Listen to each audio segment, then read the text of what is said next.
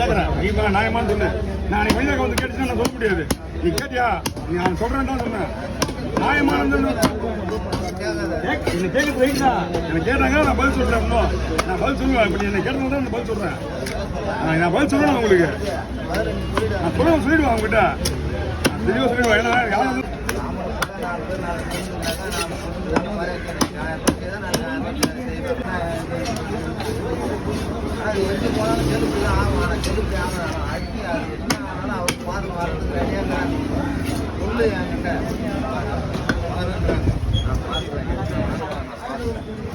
என்ன பார்த்துவாங்க